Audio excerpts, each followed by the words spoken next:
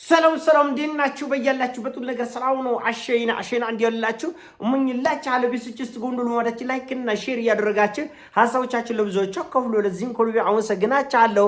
በመላ ዓለም ለምትገኙ ኦርቶዶክሳውያን በሙሉ እንኳን ለብርሃነ ጥምቀቱ በሰላም በፍቅርና በአንድነት አደረሳችሁ ለማለት እወዳለሁ። በዓሉ ከነ ቤተሰቦቻችሁ ሰላም ፍቅር አንድነት ያደርጉላችሁ። ከሁሉ በፊት ግን እንግዲህ በኮየ ፎጨ ክፍለ ከተማ በፈንታ መድኃኔ ዓለም የሞቱ 4 ኦርቶዶክሳውያን ወጣቶችን ነፍሳችሁን ይማር ለማለት እንወዳለን። እንግዲህ ህይወታችሁን ያጣችሁት እሱን በማገልገል በደጅ ነውና ለመንግስተ ሰማያት እንደሚያበቃችሁ ከአብርሃም ከይስሐቅ ከያዕቆብ እቅፍ እንደማያርቃችሁ እርግጠኞች ነን እና ለዚህም እግዚአብሔር ይመስገን። በሐሳቡ በእግዚአብሔር ፈቃድ ለሚመላለሱ ሁሉ ነገር ሁሉ ለበጎ እንዲደረግ እናውቃለን ተብሏልና በመድኃኔ ዓለም በደጁ ስለሆነ ነፍሳችን ያጣችሁት ነፍሳችሁ መንግስተ ሰማያትን እንደምትወርስ 100% እርግጠኛ እንሆናለን። በአገልግሎት ላይ በቅድስናው ስፍራ ስለሆነ ለበጎ እንደሆነ እናምናለን። በተረፈ ሌሎች ኦርቶዶክሳውያን ወጣቶች አገልግሎት ላይ ስትሆኑ ጥንቃቄ አድርጉ። አንድ ነገር ከፊት ለፊት ነገርየውን ማስተካከላችሁ ቆንጆ ማድረጋችሁ ብቻ ሳይሆን የእናንተም ህይወት ጥንቃቄ ያስፈልገዋል። በሚሊዮኖች ወጥተው የሚከበር በዓል ስለሆነ ጥቂት ስህተት ብዙ ዋጋ ስለሚያስከፍል ሌሎቻችሁ ጥንቃቄ እንድታደርጉ ለማለት እወዳለሁ። በተረፈ እጅግ በጣም ኮርቶንባችኋል። ብዙ ዶክማችኋል። በገንዘባችሁ፣ በእውቀታችሁ፣ በላባችሁ ባላችሁ ነገር ሁሉ አገልግላችኋል። በእውነት እጅግ በጣም ከፍ ያለ ክብር ለመስጠት ወዳለሁ። ነገር ግን ክርስትና በዓመት 1 ቀን ወይም 2 ቀን አይደለም። በአላፋት ዝማሬ የነበረ ውበት በመደበኛ ህይወታችን ቢቻል ቅዳሜና እሁድ እንኳን ሽብርቅርቅ ብለን እንደዚህ እንደ አላፋት ዝማሬ ብንል ምን ይመስላችኋል? ለጥምቀት ብቻ ነው እንደ ክርስትናችን እንደዚህ ወግ ማድረግ ያለው አለባበስ እንዶ ከሰኞ እስከ እሁድ ባይቻል እንኳን ቅዳሜና እሁድን ቤተክርስቲያን እንደዚህ ሙልት ማድረግ መቻል አለብንና እውነቱ ለመነጋገር በዚህ ሙስሊሞች የተመሰገነ ናቸው። እኔ በግሌ እይታዬ ነው። በጣም ሳላደንቃቸው አላልፍም። በጣም በሚያስደንቅ ሁኔታ ስራ ላይ ያለ፣ ንግድ ላይ ያለ፣ መንገድ ላይ ያለ የሶላት ሰዓት የጸሎት ሰዓት ሲደርስ እርግፍ አድርገው ነው የሚሄዱት። ገበያ ላይ ንግድ አቋርጦ በቃ መስጊድ ሰዓት ብሎ ጥሎ ይሄዳል። እና እንደዚህ እኛ ጋር መቼ ነው የምንለምደው? ቤተክርስቲያን ቢያንስ በቀን 3 ጊዜ ኪዳን፣ ቅዳሴ፣ የማታ ሰርኩ ጉባኤ አላት። ቢያንስ በትንሹ ነው ማለት። ነገር ግን ከ3ቱ በአንዱ እንኳን ሰርኩ ጉባኤ እኮ እያንዳንዱ ትልልቅ ብትለው አድባራት ከ10 ሰው በላይ አታገኙ። አንዳንድ ቦታ 2 ሰው ነው፣ 1 ሴት 1 ወንድ፣ 2 ሴት 1 ወንድ ምናምን ቁጭ ብለ ነው ሰርኩ ጉባኤ ጸሎት የሚደረገው። ትምህርት ሰባኪም ይመደባል። ሰባኪም መመደቡ አይቀር፣ ጸሎቱ መድረሱ አይቀር። ለምን አንሄድም? ክርስትና በዓመቱ አንዴ ነው እንዴ? በዓመቱ አንዴ ነው እንዴ? እና ይሄ ተገቢ አይደለም። ቤተክርስቲያናችንን ከልባችን ከንጀታችን ወደን ማገልገልና መቅረብ ከመንፈስ ቅዱስ ጋር መጣበቅ ያስፈልገናል። በእኛ ደካማነት እኮ ነው የማንም ውርጋ ጣፉን የሚከፍተው። በእኛ ደካማነት፣ በምዕመናኖቹ ደካማነት እኛ በየጥጋጥጉ መጠጥ ይዘን ስንጎለብጥ እንገኛለን። ኦርቶዶክስ የሶካራ መችሎ ተብለ ቤተክርስቲያንን እናስወድባለን እንጂ መጠጡን እኮ በልኩና በስርዓቱ ቤተክርስቲያን ትልቁ ወርቃማ ህጓ ምንድነው? በመጠኑ ኑሩ ነው አይደል? በመጠኑ ኑሩ እንጂ ወይንማ በቃና ዘገሊላ ባርከው የሰጠከው ጌታችን መድኃኒታችን ኢየሱስ ክርስቶስ ነው። ግን በልክ ቤተክርስቲያን ዞራ እንጀራ አትመድብላችሁም፣ መጠጥ አትሰፍርላችሁም፣ ድግስ አትሰፍርላችሁም። በመጠኑ መኖር የህሊና ግዴታ የራሳችን ኃላፊነት ነው።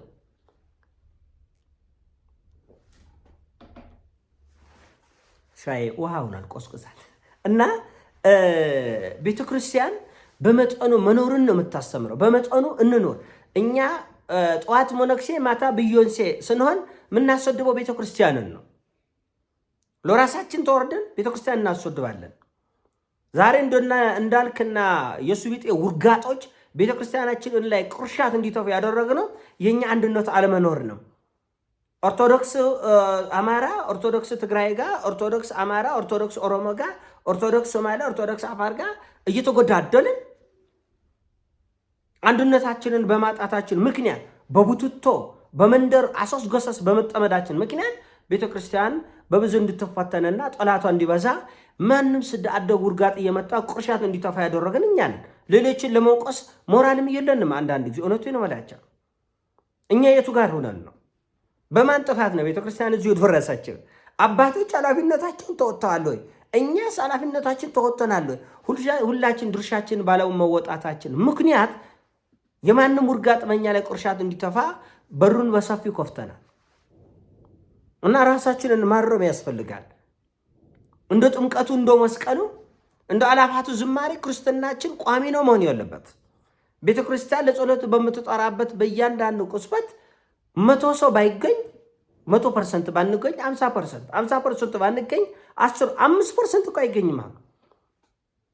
አሁን በእያንዳንዱ ዶብር ሌላ ይቅርና ሰንበትን እሁድን እንኳን ካለው ኦርቶዶክስ 5% ይገኛል አይደል? አይገኝም። ስለዚህ በጣም ብዙ ድክመቶቻችንን ማረም ያስፈልጋል። በአንድነት ስትሆኑ ወንድሞቻችን፣ እህቶቻችን፣ ወጣቶቻችን ኦርቶዶክሳውያን በአንድ ሰው እንዴት ቤተክርስቲያናን እንዴት ውበት እንደምትሆኑ እንደ ሰማይ መላእክት እያያችሁት ነው። እና እባካችሁን ቤተክርስቲያናችን በቋሚነት ነው መጠበቅ ያለብን። በቋሚነት ነው መንከባከብ፣ በቋሚነት ነው መጠጋት የሚገባል። እህቶቻችን ምን ነው ለአላፋት ዝማሬ ብቻ ነው አለባበሱ እንደዚህ ነው? ለጥምቀት ብቻ ነው እንዲህ ነው የሚለበሰው? ጠዋት መነኩሴ ማታ ብዬን እየሆነ እንቆጥላለን? አንቆጥልም። ይህን ማወቅ አለባቸው። እርቃንን ጣለጡ ትክክል አይደለም። ሙስሊም ሴቶች አለባበሳቸው ይታወቃል። እኛ አለባበሳችን ይታወቃል ወይ? እንዴት እየሆነ ነው ያለን? ራስን ማረም፣ መቆለል፣ መፎጋገር አያስፈልገንም። መታረም ያለበት ማረም አለብን። በአመት አንድ የሚኖር ክርስትና የለም።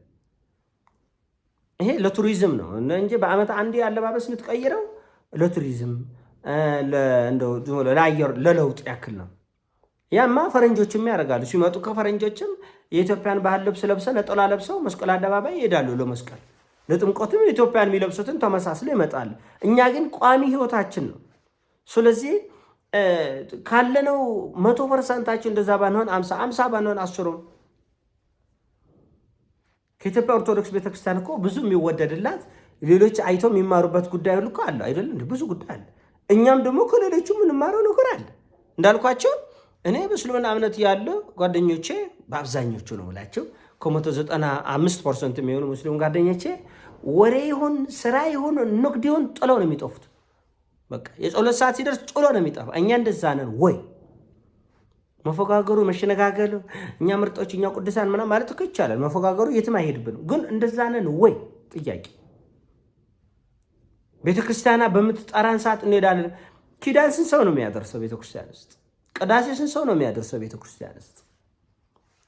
የማታ ሰርክ ጉባኤ ከሞላ ጎደል ባዶ።